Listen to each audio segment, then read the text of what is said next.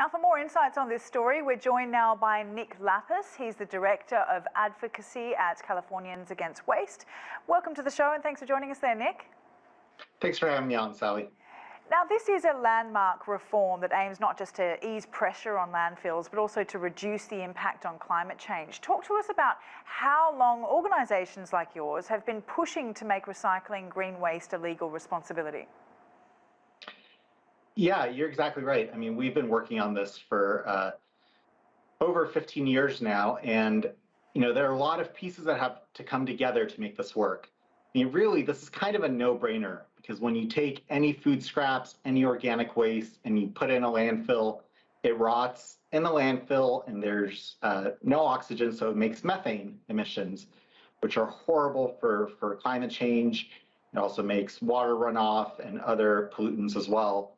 But if you take that same material and you divert it to a composting facility like the one you just saw, the Recology facility, you can make a soil amendment that can be used in agriculture. And it really is a win-win and one of the most cost-effective ways to reduce greenhouse gases.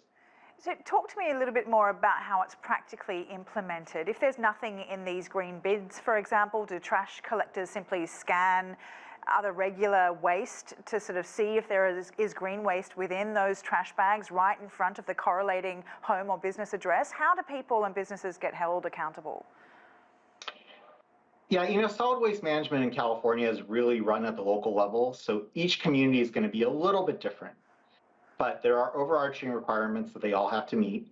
And for most people, what that means is that they are going to be told to put their food scraps into their green bin, and the cities will be inspecting to see who's following the rules and who isn't. But each city is going to be a little bit different in how they roll that out. Now, this country is heavily divided over mandates. Now, perhaps California is more inclined to follow such a law, given that it's a heavily blue state. But what about states like New York and Vermont and other states that are more politically diverse communities? How much have people actually taken this law and actually adopted it as part of their life? Has there been much pushback at all? In our experience, the folks who live in communities that have this service, it becomes second nature very quickly to them.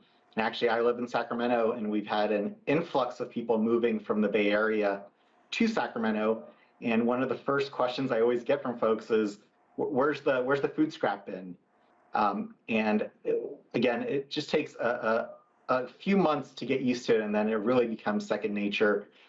And if we agree that we need to deal with climate change, we have got to look at all of the possible opportunities, and this is the most cost-effective and one of the easiest. Just like you collect recycling, you collect your food waste, it becomes a natural habit. Now, the Natural Resources Defence Council says that green infrastructure projects like this could generate 18,000 jobs each year by 2030. Talk to us a little bit about how agriculture or other industries that use finished compost could generate jobs. Yeah, that's exactly right. It doesn't take a lot of manpower to take a whole lot of garbage and bury it in a hole in the ground in a landfill. And so every time you do something better with material, it creates more jobs, creates more economic benefit. You mentioned that 18,000 job figure. Another estimate is that it would generate about $17 billion in economic benefit to the state of California. So really, keeping the stuff out of landfill has an economic benefit, not just an environmental benefit.